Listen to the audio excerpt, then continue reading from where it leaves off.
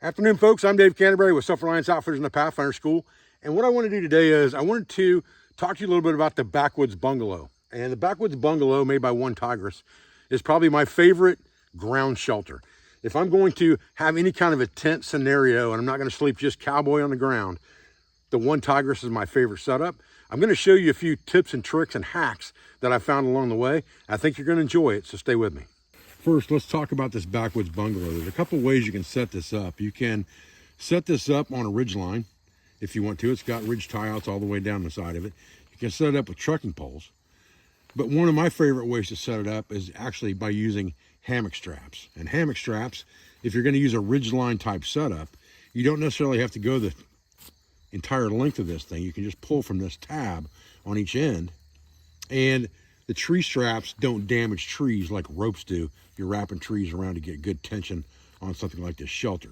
So what I do is I take a piece of cordage first, and what I'll do is I'll take just a normal piece of paracord with the end seized, and I'll tie a double overhand stop knot in there, which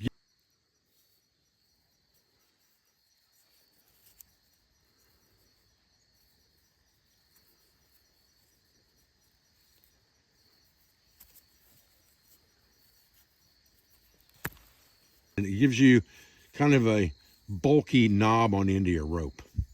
And what I'll do with that is I'll take a bite in that line, and I take this grommet hole, and this will work for any grommet that's fairly small in diameter. You can shove that bite through the grommet just like this. Come around the other side with that stop knot, put it through that bite, and then pull your line tight down on top of it like this. And you've got a rope connection to that grommet that's very easy to get undone. You can just push that loop up and pull it out, and it comes undone very easily.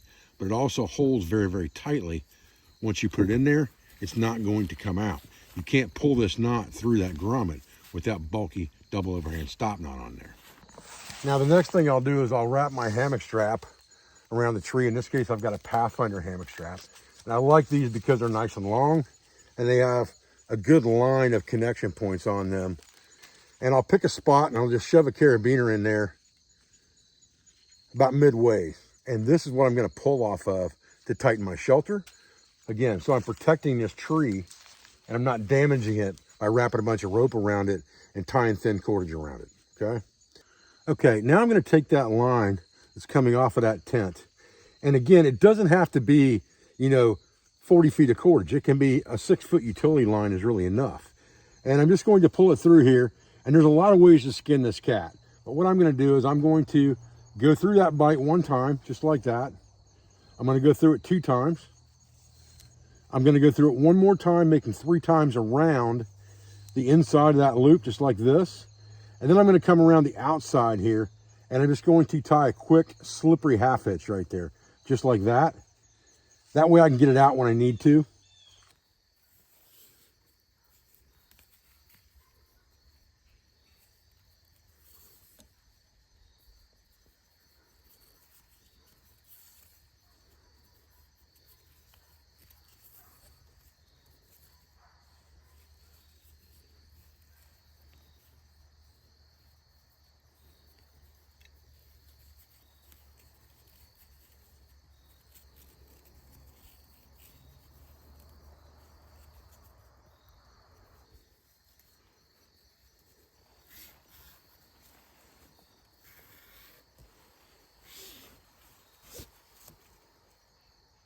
And now I've got a slipping knot here that will provide me with tension, okay? Now I can move this up and down the line for sake of tension. And when I want it out, it's easy enough to pull that slippery half hitch completely out of there. If I wanted to, I could tie that off permanently and it would not matter, okay? Because I can take this rope on and off. For my sake, what I try to do is I try to save ropes or reuse them for things. So I would put the slippery half hitch in there so I could recover that rope completely if I wanted to. Now I'm coming over to the other side, and I'm virtually going to do the same thing. 1, 2, 3 to the inside, just like that. And then a slippery half hitch to the outside, pull it down tight, just like that. And when I draw this tight, it's going to give me the ridge that I need on that Backwoods Bungalow.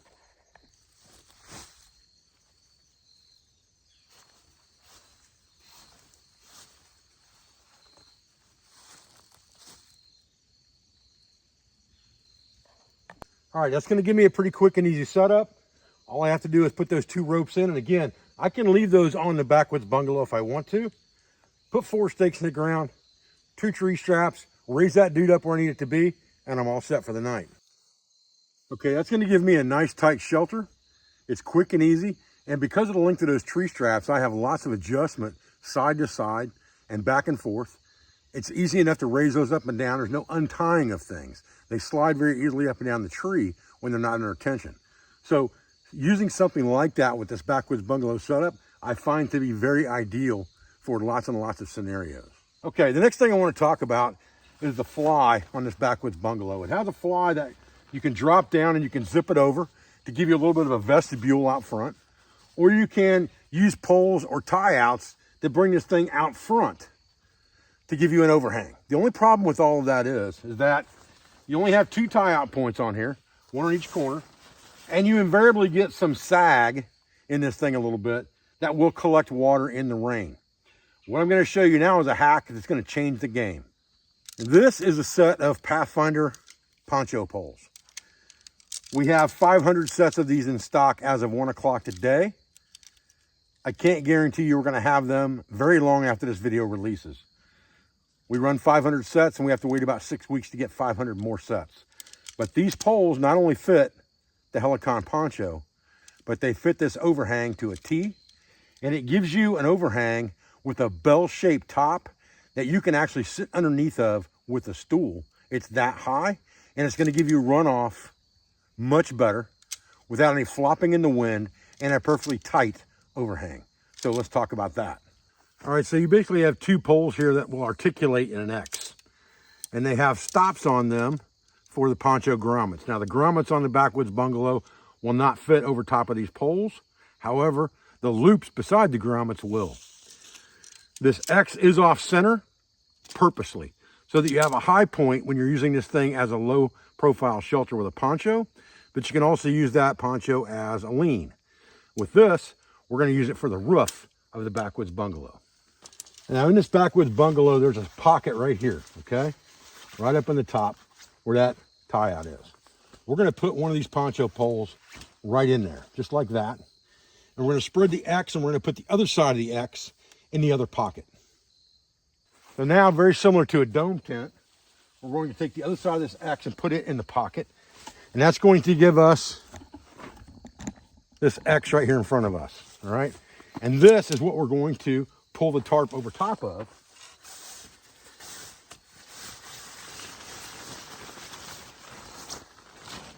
And we're going to flex that and place the ends into the tie-out loops.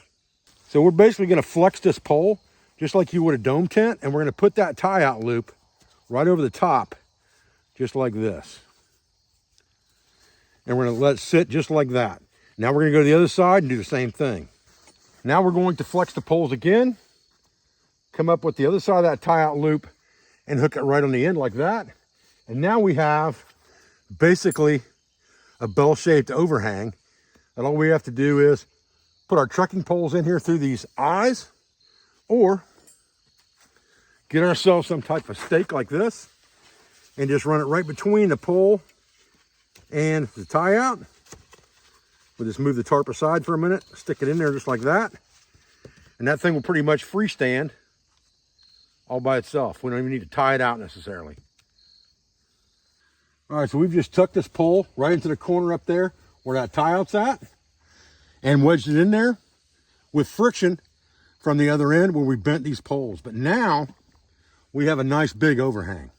Now we have something we can get underneath of, and we can actually sit up in here if we want to. We can chop wood in here if we need to. We can cook in here. We have a place we can put our gear, and we're not gonna have to worry about water getting dumped on it. We're not gonna have to worry about the tarp doing this number when it starts raining and things like that and collects water in the tarp, because all of it's going to shear off because now you have a bell shape on the top, just like a dome tent.